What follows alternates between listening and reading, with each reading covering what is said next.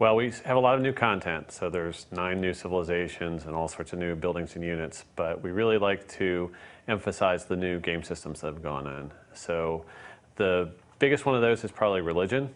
Right at the beginning of the game, civilizations can start to worship a pantheon of gods, which gives them one new gameplay benefit. And it just kind of builds from there throughout the medieval and Renaissance periods. We really are excited about that system because it allows players to customize their strategies. When we released Civilization 5, we had completely rewritten the combat system. We had completely rewritten the diplomatic system. And to add the religion system, at least as it was, layered on top of that, we thought would be a little bit of overkill. So when Ed really attacked us, and he really wanted to accomplish something that fit with Civ 5, he really dug down deep and came up with something that we think is really, really cool. I want this to be a game that I can play over and over again, and I don't want to have, the same choices presented to me without a lot of variation. So I like that kind of customization. It's great now that we have the expansion. We have 34 different civilizations to play. So that's a lot of choice right there. When you start a new game up and you decide that you're going to go down the religious path, it starts in a couple ways. First off, there's faith. Faith is a yield in the game, just like culture, science, gold. You get it from buildings, like the shrine or the temple. You might find it among ancient ruins, things that you find. Once you just get up to that little bit of amount, you get to found a pantheon of the gods. It just happens. The clock starts ticking away towards getting a religion. You have to build up a lot of faith for that. And you choose one belief as your people's brush with religion.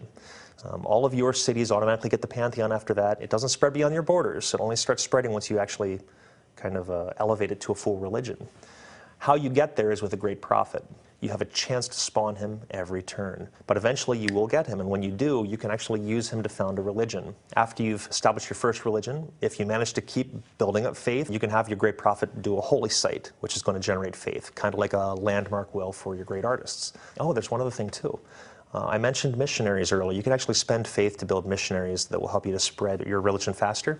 You can also use an extra great prophet for that. If you have a great prophet later, they can actually spread religion 3 times. They can go up to 3 different cities, boom, boom, boom, before they're expended, and really do a big job of spreading your religion. Well, I like how espionage lets you sort of get a look inside the other civilizations. That system goes in and starts checking in with what the AI is thinking about for those other civilizations. And if your spies have been there long enough and are of a high enough rank, you start to get little tidbits of information about what they might be planning. They can also rig elections. So every 12 turns, what they do if they're unopposed, if there's no other enemy spies in those city-states, is they'll increase your influence a little bit and drop everybody else's a little bit. So it's like a slow drip of water. If you're impatient, you can do what's called a coup. Now, if it's successful, you'll completely take over the allied spot. The person who was there before will take over wherever you were before, so it happens instantly. And if you're not successful, your spy's executed. You lose all your influence. Generally makes a mess of things, but it's for the gamblers out there. I'm a gambler, so I use the button a lot. They have a chance to do a few things. They can either steal a tech, because the more science that city is generating, the faster your spy is going to steal tech. And you'll be able to watch the bar in your espionage UI. And once it fills up, he'll have stolen a tech, and it'll come into being, and bam, you have it. And then he'll start doing it all over again. That's great, because it brings the rest of the world that's going on in the civilization game to life more. You can sort of get the secret plans and thoughts of the other leaders through the espionage system, so that's really what I love. We've always been in an ongoing fight with the game itself to make naval a really compelling part of the game. So we wanted to make it dangerous. We wanted to have a reason for you to build a fleet. And the ability to take coastal cities and give you a foothold in an enemy territory, so you can actually start out an invasion like that. You don't have to risk all your land units first. Now you have your naval units. You take that enemy city.